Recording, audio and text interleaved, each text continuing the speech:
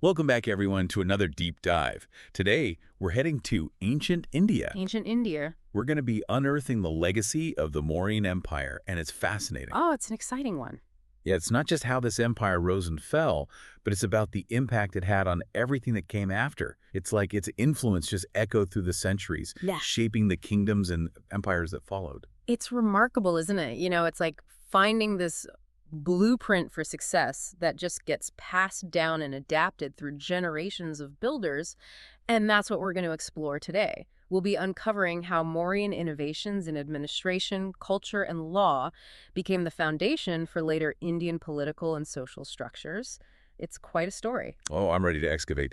Before we even get to the Mauryan Empire itself, let's set the stage. What was going on in ancient India before these grand empires appeared? What was the power structure like? So before the Mauryans, the Indian subcontinent wasn't this unified entity. It was more like a mosaic of smaller, often nomadic tribes. It's really interesting. But then, between 600 and 300 BCE, a huge shift happened.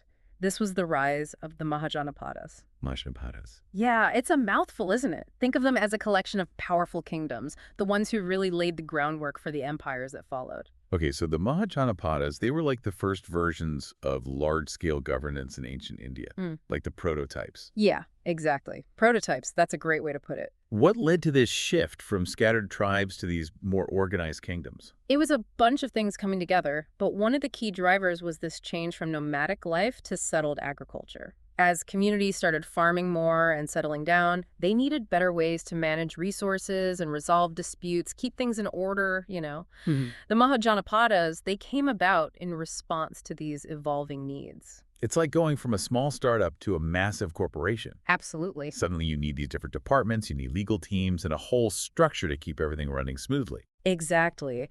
And each Mahajanapada had its own unique way of dealing with these challenges. Take Magadha, for example. They were really blessed geographically, fertile plains and rich iron ore deposits. Ooh, yeah, resources. They used those advantages to build a strong military and expand their territory. Sounds like location and resources played a big part in their success. But was it all just brute force that propelled them to the top? Ambition definitely played a part. They had some pretty ambitious rulers who were skilled strategists and weren't afraid to use their military. But there's another layer to it, something that goes beyond just military strength. Ooh, intriguing. What else contributed to Magadha's rise? Well, alongside all this, really profound philosophical ideas were developing, and these were enshrined in the Vedas, ancient Hindu texts being composed right around this time. These texts introduced concepts like dharma and karma, which would have a massive impact on Indian society and the way they governed. Dharma and karma. Big concepts with some serious weight. They are. For those of us who might need a refresher, could you break those ideas down for us? Sure. Dharma, at its core, it's about duty and doing what's right. It's about living a virtuous life and working towards a harmonious society. It outlines the ethical principles and the responsibilities that individuals are expected to uphold depending on their place in society. So it's like everyone's got a specific job to do to make the world a better place. That's a great way to think about it, yeah. And then you've got karma, which is this concept that every action has consequences, not just now, but maybe even in future lives. It encourages people to act in accordance with dharma because their choices are going to have long-term impacts. It's fascinating that these philosophical ideas weren't just like stuck in religious texts. They actually spilled over into the political realm. They did. How did these concepts of dharma and karma shape the Mahajanapadas, especially Magadha? Well, think of it like a moral compass. They used it to guide their actions, and to justify their authority. Rulers wanted to be seen as upholding righteous governance, so they tried to align their actions with dharma.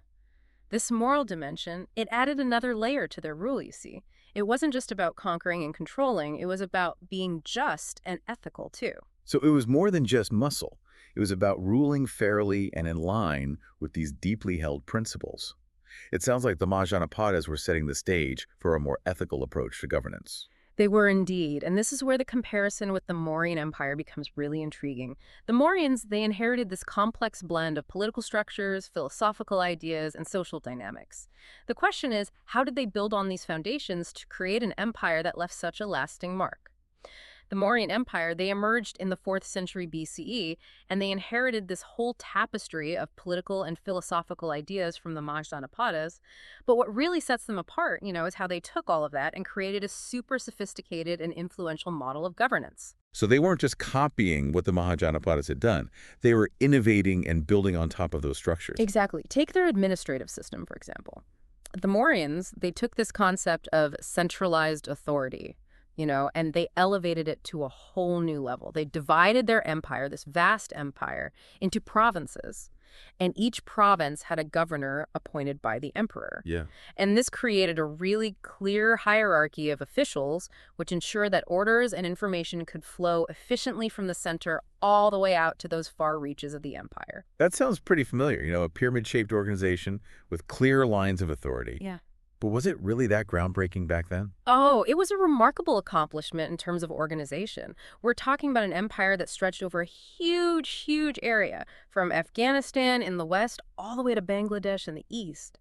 Think about it. To manage that kind of territory, with all its diversity, they needed a system that could effectively collect taxes, maintain order, and implement policies across this vast, vast expanse. It sounds like they were laying the foundation for what we now think of as a modern bureaucracy. But did this system actually work? I mean, was it effective in keeping control and stability? Oh, it was remarkably effective. The Mauryans, they understood how vital communication and information flow were, so they established this network, right, of spies and informants to keep the emperor updated about what was happening throughout the empire. Wait, spies? Like actual spies? Yeah. That sounds like something out of a movie. Right. It's a little bit like a spy thriller. Were these spies like secret agents gathering intelligence, or more like gossips in the neighborhood reporting back? It was a little bit of both. I mean, imagine they were gathering information on everything. Potential uprisings, economic conditions, even the loyalty of local officials, you name it. This intel allowed the Mauryan emperors to kind of anticipate problems, respond quickly, and maintain that tight grip on power. It's amazing how they managed to build such a sophisticated intelligence network without all the technology we have today. Right. No internet, no cell phones. Just good old-fashioned human intelligence. Exactly. It really shows their ingenuity and organizational skills. And it wasn't just about control, The Mauryans, they also really invested in infrastructure. Oh, yeah. They built roads, irrigation systems, rest houses for travelers, all of these things. And this wasn't just about trade and communication. It was also about bettering the lives of their subjects and, showcasing the power and the good intentions of the empire. So it was about projecting an image of a successful and well-run empire. Yeah. It sounds like they were laying the groundwork for what we now call soft power. Yeah. Influencing through appeal rather than just force. Exactly. They understood that a stable, prosperous empire needed more than just a strong military. It also needed the support and the cooperation of its people. So this whole approach to governance, with its focus on centralized authority, efficient administration, and the well-being of the people, did it influence the empires and kingdoms that came after the Mauryans? Oh, absolutely. The Mauryan model became a benchmark, something for later Indian rulers to aspire to. Take the Guptas, for example. They rose to prominence in the 4th century CE, and they drew heavily from those Mauryan principles of administration. They adopted the provincial governor system, maintained a strong central authority, and kept investing in that all-important infrastructure. So it wasn't just a matter of copying. It was more about adapting those successful strategies to new situations. Exactly. You see, the Guptas, while they admired the Mauryan system, they also made their own innovations. For example, they decentralized some aspects of governance, giving more autonomy to local rulers and communities. This flexibility, it allowed them to effectively manage a vast, diverse empire while also accommodating regional differences. It's a classic case of successful models being tweaked and refined over time. Absolutely. What about other empires and kingdoms? Did they draw inspiration from the Mauryan model as well? Oh, they did. The Cholas in South India, for instance, they rose to power in the 9th century CE and also adopted key elements of that Mauryan system. They established a highly organized bureaucracy, they implemented land surveys for tax purposes, and maintained a standing army, ready to defend their realm. It sounds like the Mauryan influence was pretty far-reaching, impacting empires and kingdoms across different regions and time periods. It really was. Did this influence go beyond just administrative structures? What about the cultural and philosophical landscape? This is where things get even more fascinating because remember our talk about dharma and karma?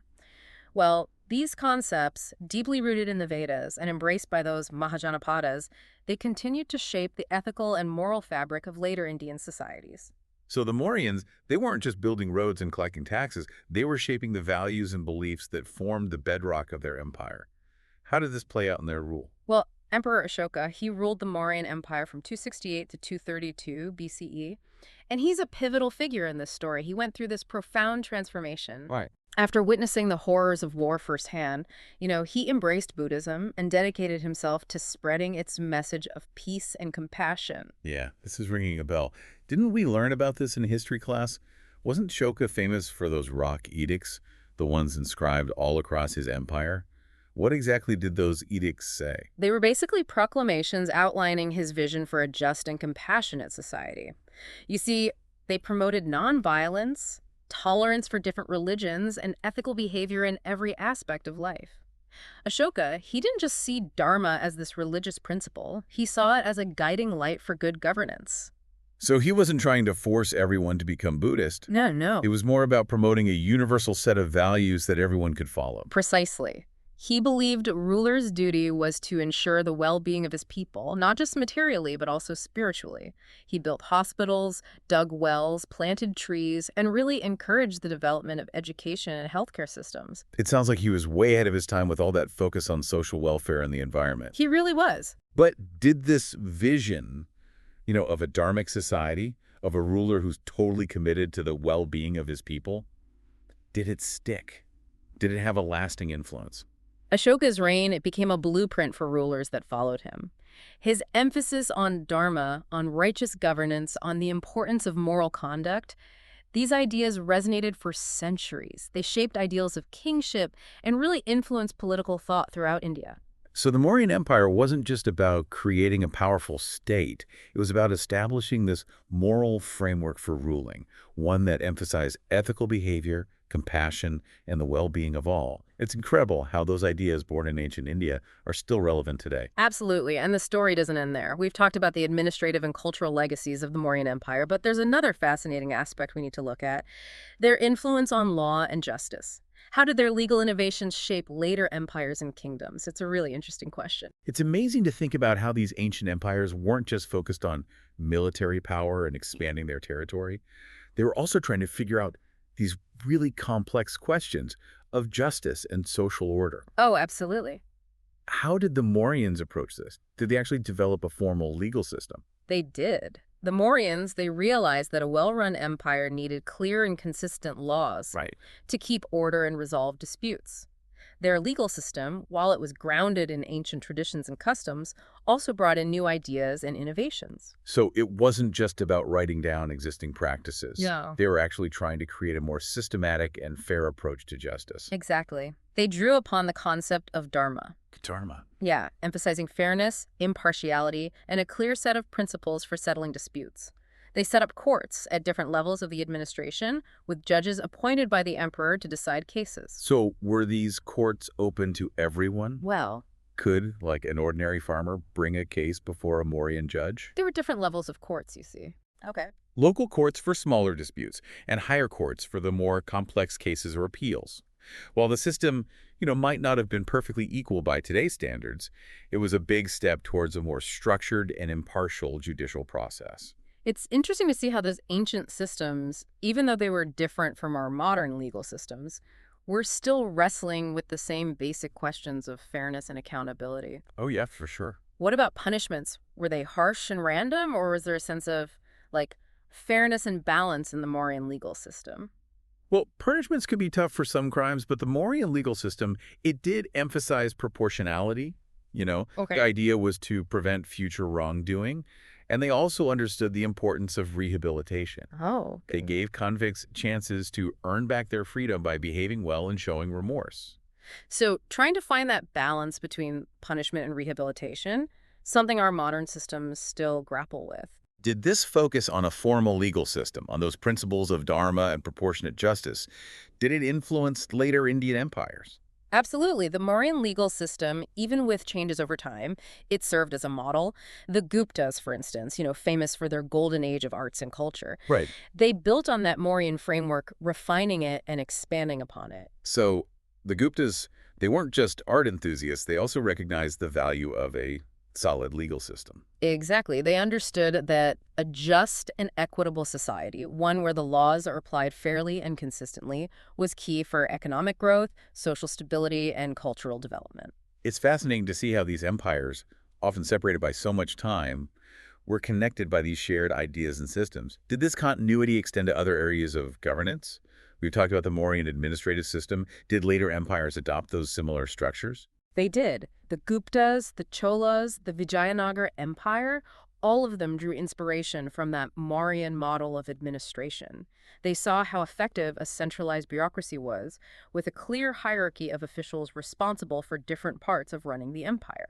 So this model of a pyramid-shaped organization with power flowing from the top down, it proved to be a winning formula. It really did, though. Each empire, they made their own tweaks and innovations. The Cholas, for instance, they ruled this vast maritime empire in South India, and they developed this intricate system of revenue collection and local governance.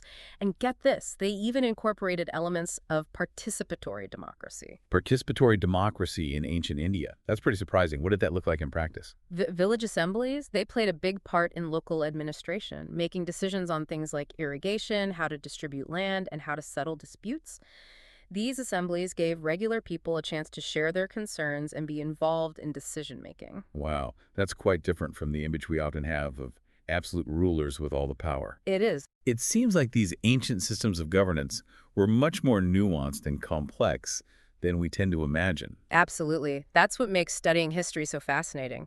It challenges our assumptions and shows us that the past isn't really past, its echoes are still shaping the world we live in today. It's been an incredible journey through ancient India.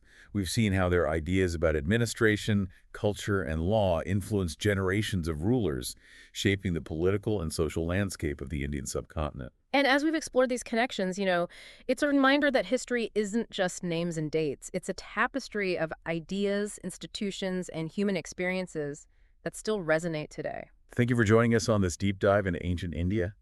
We encourage you to keep exploring, to learn more about this amazing civilization, and to discover those connections that link us to the past and help us understand our present.